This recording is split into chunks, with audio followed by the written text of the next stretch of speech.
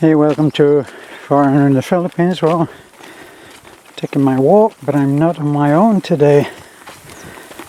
Just as I arrived at the Gemelina tree, these guys suddenly appeared. And that means I lost Poggy. Poggy! Poggy! Come on!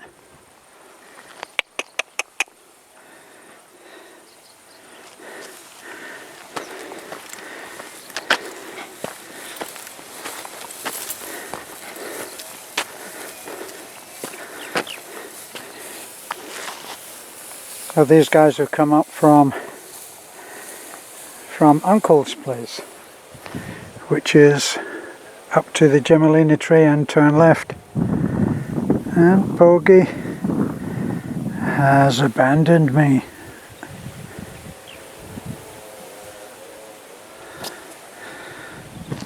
No, he's not coming. Or is he? No, that's why. He doesn't like the other dogs, and this is one of their dogs. Two of their dogs. Which means that Poggy... there's Poggy. Come on, Poggy. Poggy, let's go. Come on.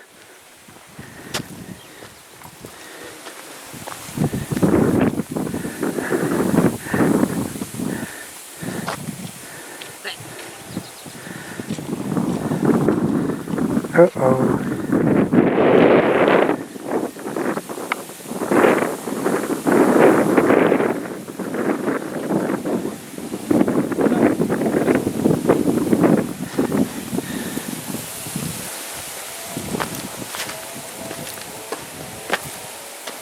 Now these guys, I have no idea who they are.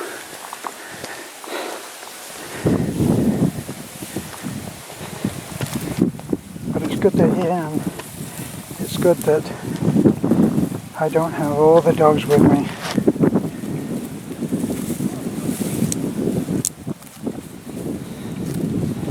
So if you're looking on, this won't be Mama and Papa and a baby. This will be two females apparently, but from what Beth tells me, the males get very aggressive. Now the males are the carabao that are so much stronger and therefore capable of much more work, and so they're more expensive and more harder to control.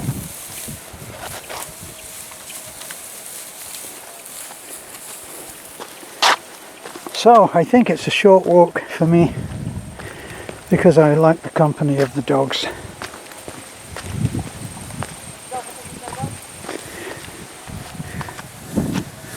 And I don't see Poggy. Maybe he'll find a way around.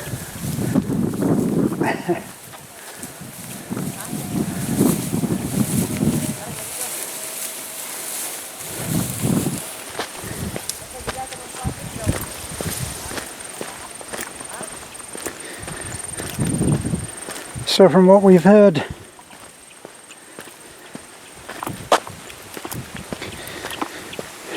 things are easy here in the hills and the mountains because it's easy to keep a social distance. You're not going to come within sneezing distance of anyone else. So I can still take my walks even though we are on 24-hour quarantine like most people. It seems most people, even in the Western world, are on this very same thing.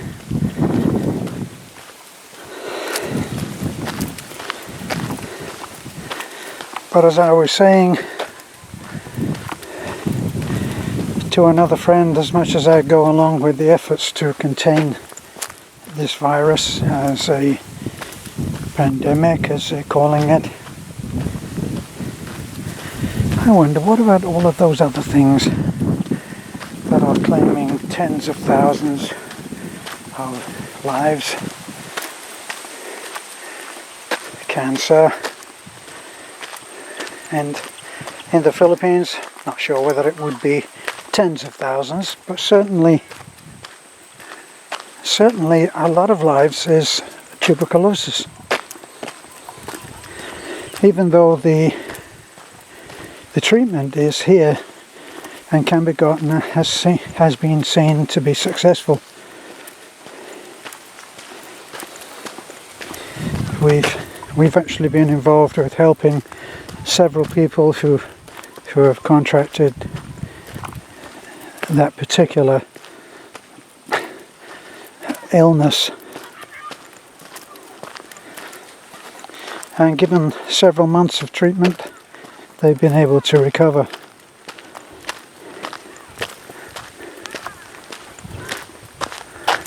Where's my bogey? Nope, I don't think he's joining me. So, as we were saying, what about TB? What about cancer?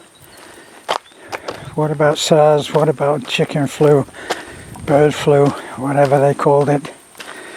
What about all of that stuff that seems to come out of China? And of course now, you're not allowed to even talk about it. Somebody posted to me today saying that they'd seen that another vlogger had said that something that he had posted had been demonetized because it was his belief that anybody who posted about the virus would be demonetized.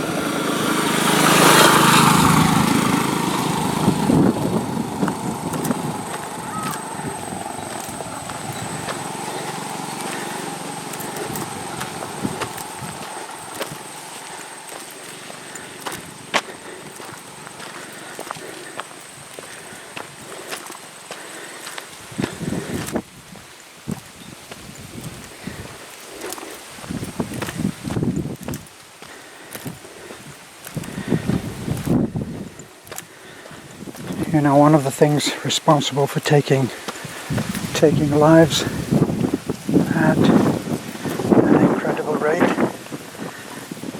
is suicide. Suicide, and we'll clump that in with drug-related deaths. Because a lot of the time,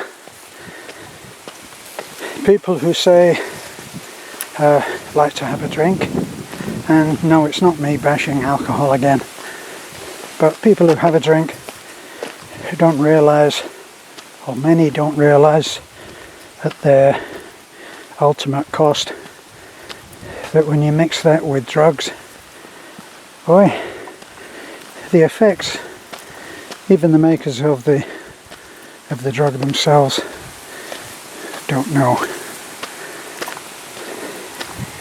And some of the celebrity deaths were because of mixing alcohol with whatever they needed to get them through the night and the day.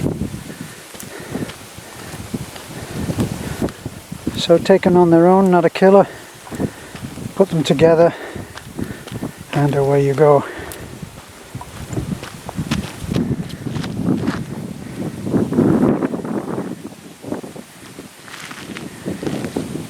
Look at that, I left it late to come out today. You know, it's very easy to get used to this lazy life.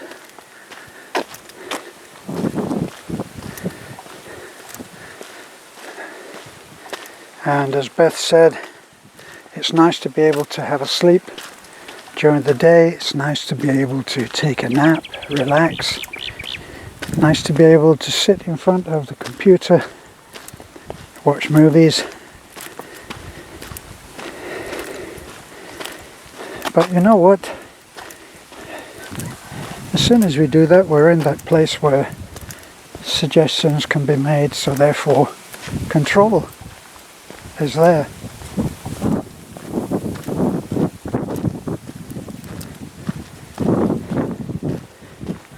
Personally, I always thought that television was one big sleeping pill,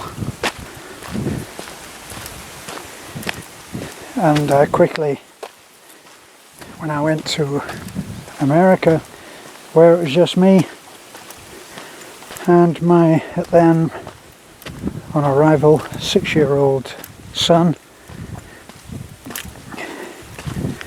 and I made the decision not to have a television. It was a wonderful time, and other kids that were friends of my son would come around, and I remember one little boy from a Mexican family. He came round, and because he was round there at the same time that we were about to eat, we invited him, of course, to sit down and eat with us.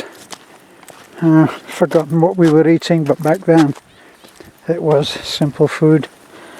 Didn't go much on red meat. So if we had anything, one of my dishes that I like to cook was stroganoff.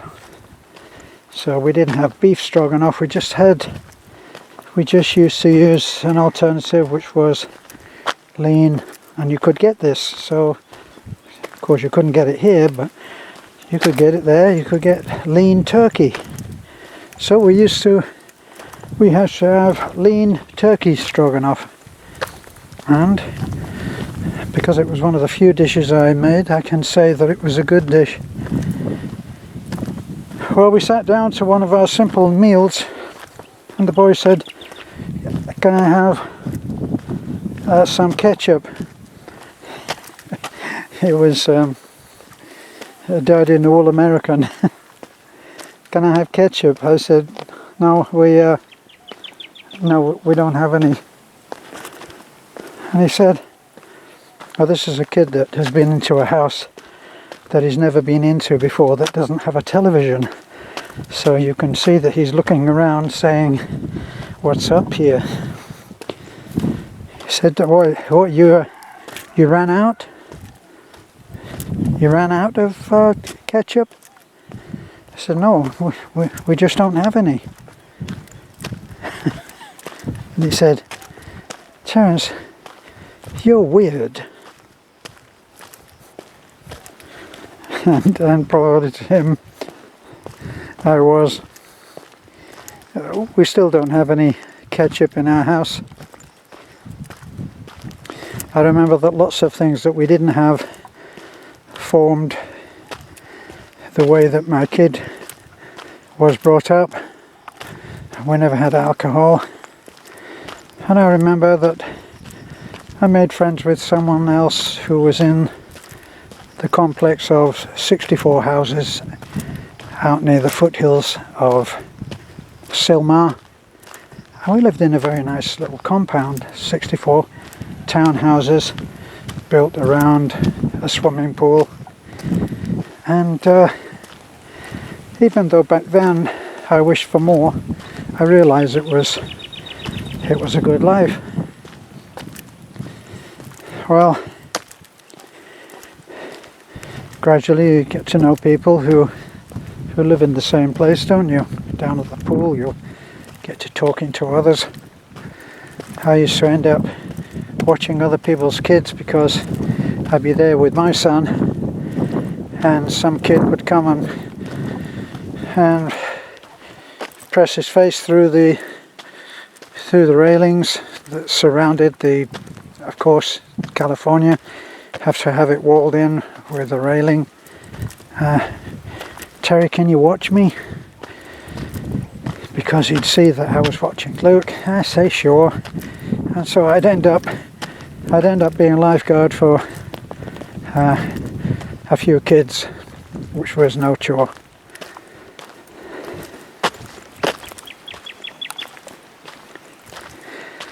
Well, I made friends with with Michael, and Michael invited me around to his place, and of course he just got home and it was his habit to have a beer. So he said, would you like a beer?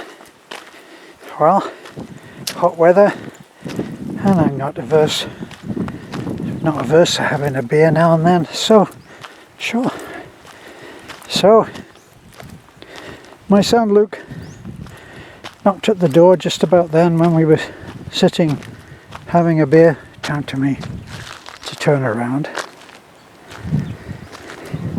and he came in and he saw me with a beer, and he didn't leave. I thought that he would just come in and say hello, but no, he didn't. He came and sat next to me, kind of glued to my side. So Luke, what do you know? Oh, nothing, Dad. Well, a couple of nights later, Mike passes the door of my workshop, which I had in my double garage outside the back. Terry, would you like to stop by, have a beer? So I said, well, I'll come and have a chat. So I closed up, went round, sitting there, and I've just opened the beer, taken a sip, and a knock comes on the door. Mike answers, walks Luke, and attaches himself to me again, and stays there, or would have done if I hadn't thrown him out. And he stays there. So when I got home, I thought about it, and I thought, well, what's different? What's different about me going over to Mike's place?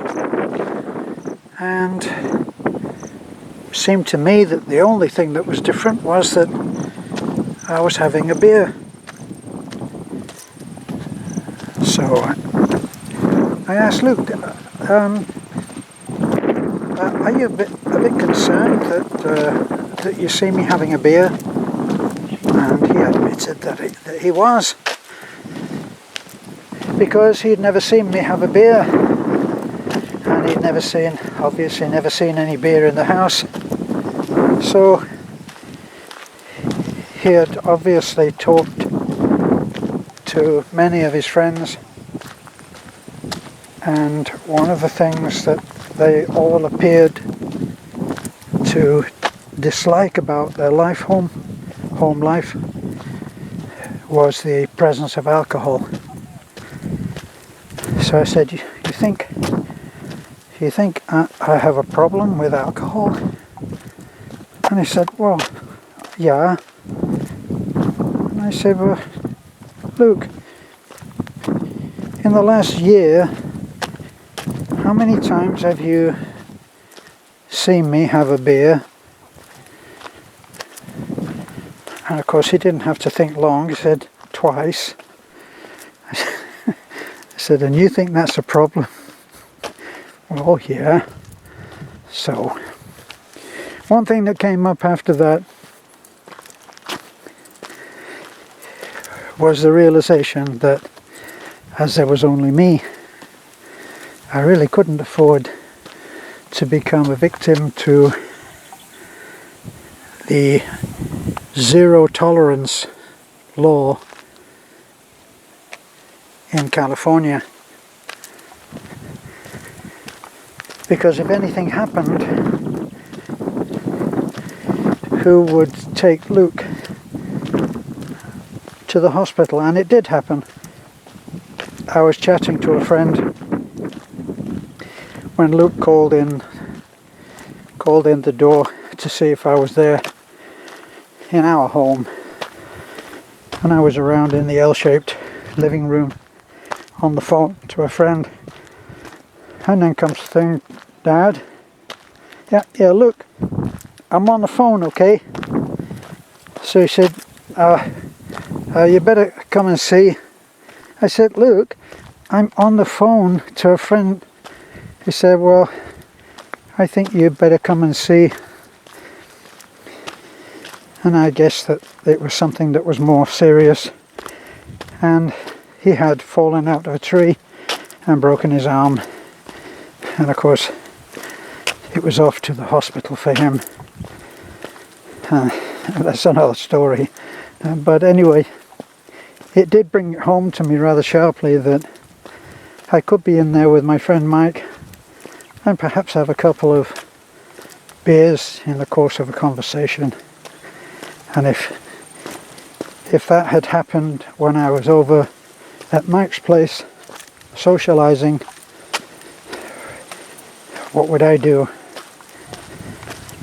So it didn't take much quitting, but I decided that that would never happen again. The shadows are getting long now, as you can see across the road. And I never got my Pogie back.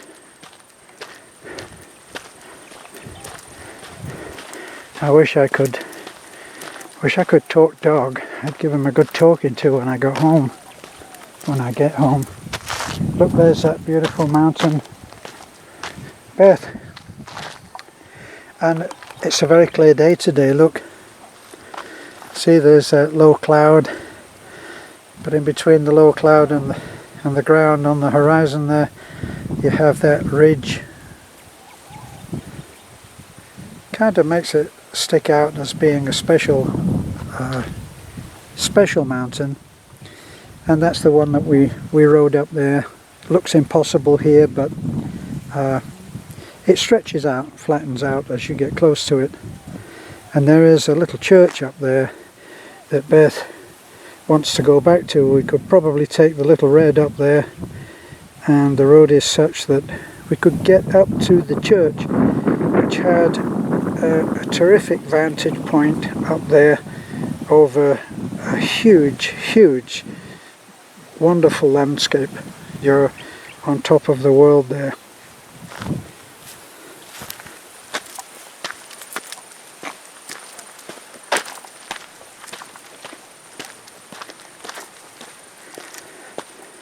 So back in those days, and they were great times, because we'd left from a very troubled period in my life, and we had left the UK and travelled to California,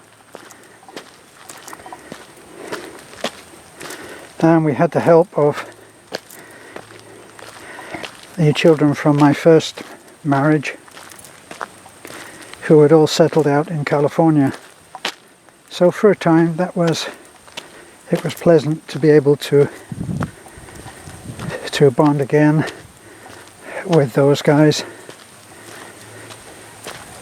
But essentially we were on our own. We lived out in Silmar, which was the foothills, and I used to take walks similar to what I'm doing now. But of course, I was a young man then, so I used to walk with my next door neighbour,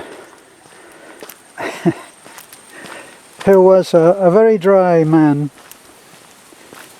slow to speak, slow to move, but he was willing to walk. So we'd take a drive up to the base of the foothills, and that's where the walking territory started, and we would walk up there and we'd take a leisurely walk. It was good for a walk, and he was a smoker but still managed to do the walk. But in order to make it a little more of a challenge, I used to carry a backpack, and I'd put some weight in it, which would make the walk a little more of a challenge. And when we got to the last mile coming back, we did a big circular route. I would leave him, and I'd power on back to the truck and wait for him there. And that worked out well for both of us. I had to do a repair on my on my truck, and he was knowledgeable about mechanics, and I asked him would he do the repair for me.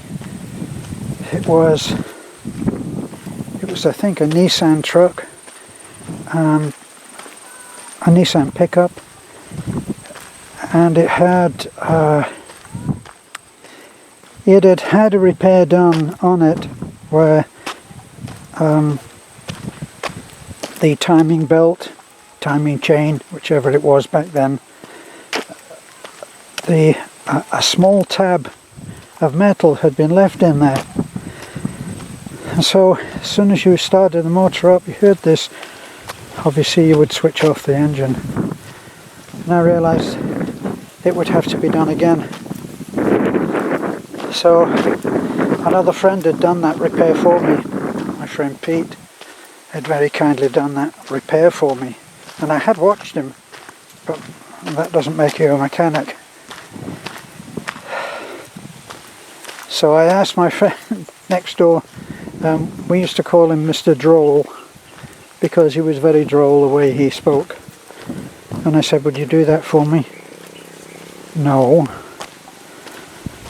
but I'll walk you through it, I'll talk you through it, you tell me when you're going to start, I'll bring a mug of coffee with me, and you got the tools, I'll show you what to do, but you do it yourself. And that's what we did, and under his guidance I did the repair myself, found the little tab of metal about as big as $1, and threw that out, put it back together again, showed me how to do the timing.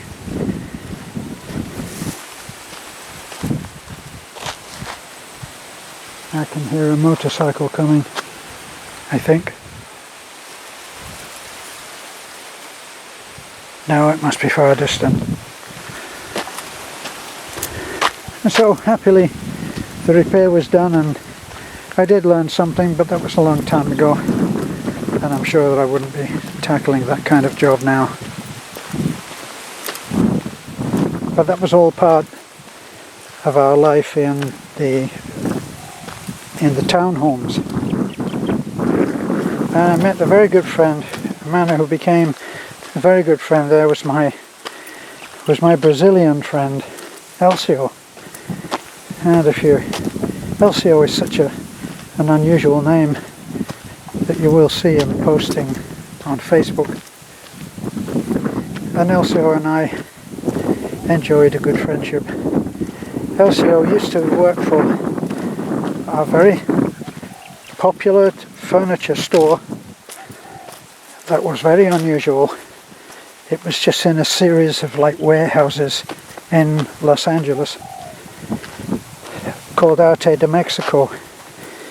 And if you are into, certainly if you live in California, you might know of Arte de Mexico because they go far beyond their humble look, and they serve the celebrity community. Most of the people who use interior designers will know Arte de Mexico.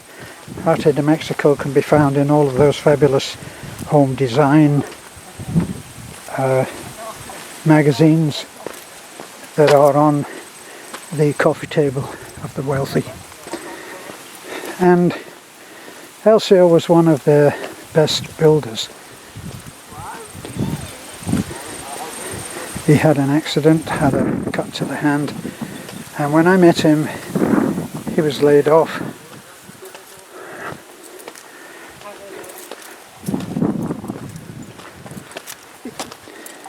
And so he was already recovering from the injury, but was not yet going back to work. In fact, maybe he never did go back to work for Arte de Mexico. But he used to come around, and I learned a lot from Elcio, because he was an experienced furniture designer and builder. And he used to come round and say,